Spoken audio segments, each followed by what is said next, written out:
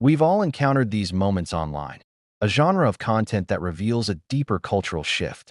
A close-up shot of a woman in her car, a private space that has become a modern sanctuary for emotional release.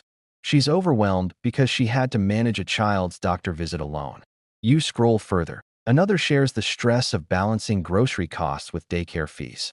Another shows panic over a household leak, with no clear idea how to respond. These aren't isolated incidents.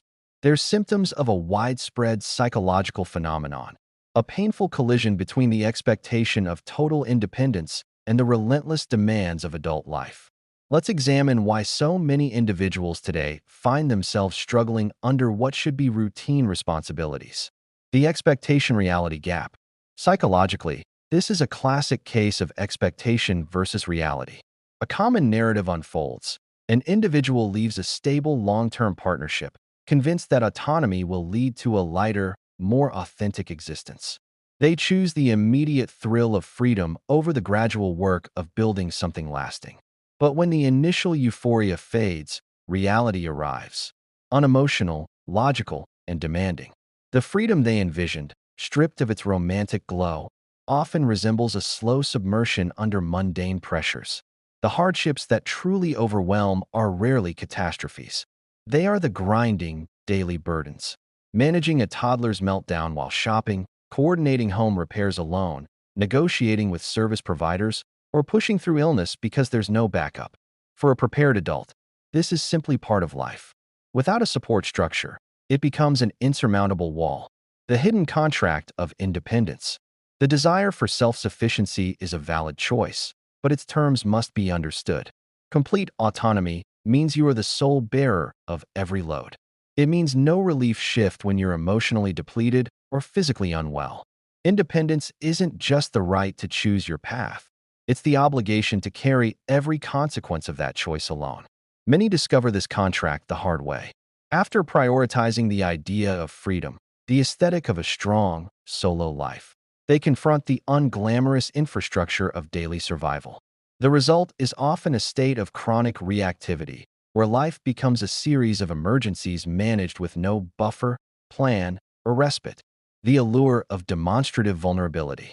Our current culture has, in some ways, pathologized normal struggle. Difficulty is frequently transformed into public content. Financial strain, parenting stress, or daily frustrations are broadcast, often met with a wave of sympathy and engagement. Psychologically, this can become a regressive loop. Public displays of distress can trigger dopamine release from likes, comments, and shares. But this validates the complaint, not the solution. It rewards the performance of struggle rather than the cultivation of resilience. Contrast this with a more solution-oriented response often observed in individuals socialized to internalize stress. The focus shifts from expressing the problem to systematically solving it, taking on extra work, adjusting budgets, or acquiring new skills. The energy spent on broadcasting the crisis is redirected toward resolving it. The overlooked architecture of partnership. What is frequently underestimated is the structural role a cooperative partnership provides. This isn't merely about financial contribution. It's about the psychological container, the shared cognitive load, the division of labor, and the complementary strengths that maintain household equilibrium. Without this structure, entropy can set in. A single caregiver, however loving, often becomes cognitively overloaded. Maintaining discipline, routine, and long-term planning while managing daily execution is a monumental task for one person. Children can become disoriented, not from a lack of love, but from a lack of consistent structure, a casualty of an overloaded system. The competence deficit and emotional hypersensitivity. A significant root of this modern fragility is a preparation gap. Many have been raised with an emphasis on inherent self-worth over practical competence. Yet real life demands capability. When a practical problem arises, a car breakdown, a financial shortfall, the required response is a logical algorithm of steps. For some, this instead triggers psychological destabilization. Panic, calls for help, a narrative of victimization, but no forward motion toward a fix. This is compounded by emotional hypersensitivity, where any frustration is framed as a personal injustice or trauma. The normal pressures of adulthood are experienced as unbearable suffering, fixating the individual on their feelings rather than the task at hand. The five-stage breakdown. The collapse often follows a pattern. 1.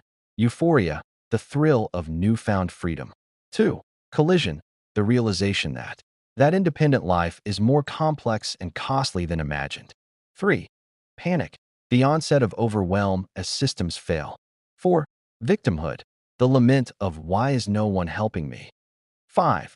Blaming, externalizing responsibility onto an ex-partner, the economy, or society. The tragedy is that this cycle isn't due to a lack of innate ability. It's a crisis of expectation. We've been sold a filtered version of adulthood, aesthetic, perpetually fulfilling, and frictionless, and are unprepared for its inherent demands of discipline, repetition, and endurance. The path forward. From external to internal locus of control.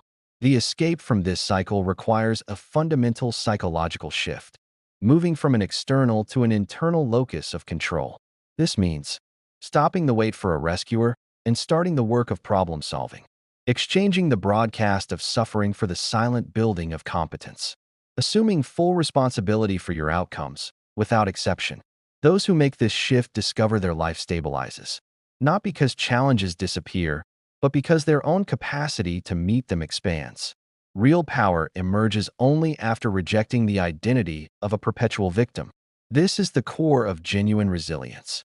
Previous generations endured profound hardships with steadfastness. Our modern struggle is often a crisis of comfort. We've removed legitimate struggle, and our tolerance for stress has atrophied. Packing lunches, managing schedules, and earning a living is the basic functioning of an adult. A final note on partnership dynamics. This dynamic also reshapes the landscape of relationships.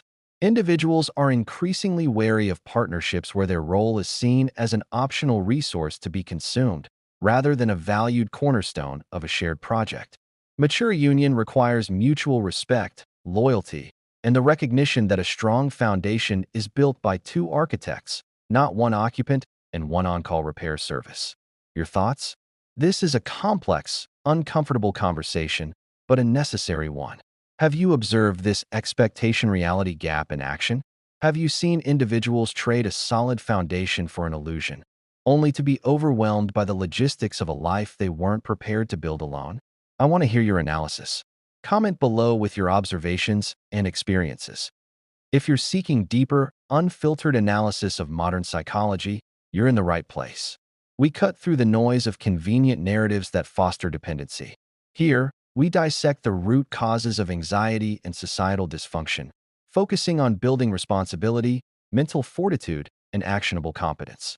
Subscribe now for content that challenges you to think deeper and build stronger. Every video is designed to equip you with tools to move from being a reactor to your circumstances to the architect of your life. Did this resonate? Like this video to help others find this discussion. Share it with someone who needs to hear this perspective. Join our community of forward thinkers who value growth over gratification and competence over commiseration. Hit subscribe and turn on notifications. Your next dose of clarity is just one video away.